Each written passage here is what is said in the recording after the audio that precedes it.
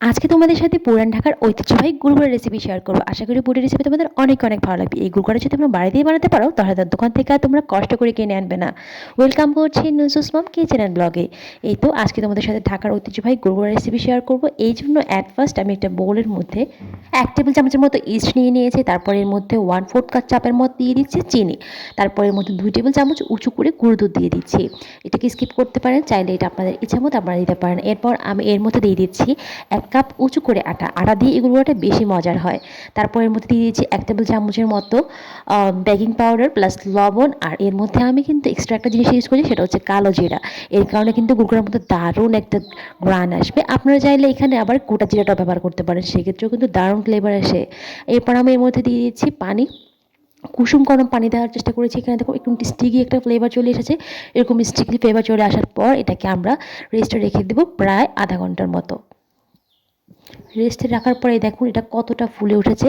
এখন আমি তেল গরম করে নিয়েছি কড়াইয়ের মধ্যে, আর এখন একটু একটু করে আমার ইচ্ছা মতো শেপে আমি দিয়ে দিচ্ছি। আপনারা চাইলে যে কোনো শেপে করতে পারেন, কিন্তু গুলগুলাটা এরকম গোল রাউন্ড শেপে বেশি চলে। দেখুন আমি অল্প অল্প করে দেওয়ার পরেও এগুলো কতটা ফুলে উঠেছে দেখুন।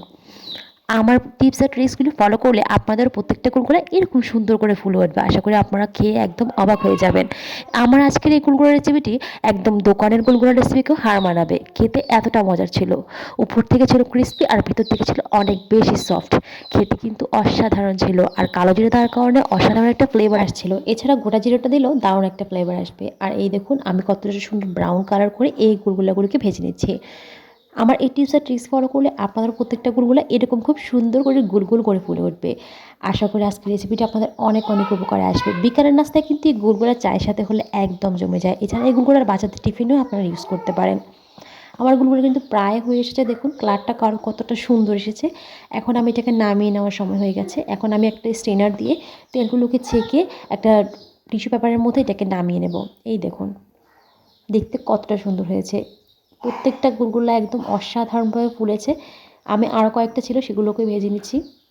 প্রত্যেকটা একদম সেম প্রসেস আমরা দিয়েছি, দেখুন কতটা সুন্দরভাবে ফুলেছে। আপনারা আমার এই টিপসগুলো ফলো করলে আপনাদের গুলগুলো এরকম সুন্দর করে ফুলবে। আর অবশ্যই এক্ষেত্রে আপনার ইস্টটা খুব ভালো ব্র্যান্ডের হতে হবে। ইস্টটা ভালো না হলেও দেখা যায় অনেক সময় গুলগুলোগুলো ফুলতে চায় না। তবে এক্ষেত্রে আপনারা বেকিং পাউডার বা বেকিং সোডা যে কোনো একটা জিনিস ব্যবহার করবেন। দুইটা ব্যবহার করলে এক্ষেত্রে দেখা যাবে আপনারা ভালো ফলটা পাবেন না। দেখতেই পাচ্ছেন আমার প্রত্যেকটা গুলগুলা দেখতে কতটা অসাধারণ হয়েছে। আশা করি আজকের রেসিপিটা আপনাদের অনেক অনেক ভালো লেগেছে। ভালো লাগলে অবশ্যই আমার পেজটিকে ফলো দিয়ে আর চ্যানেলটিকে সাবস্ক্রাইব করে পাশেই থাকবেন। অনেক দিন পর আপনাদের জন্য রেসিপি নিয়ে এসেছি। আপনারা রেসিপিটি দেখলে আমার খুব ভালো লাগবে, আরও সুন্দর সুন্দর রেসিপি আপনাদের জন্য নিয়ে আসবো। আল্লাহ হাফেজ।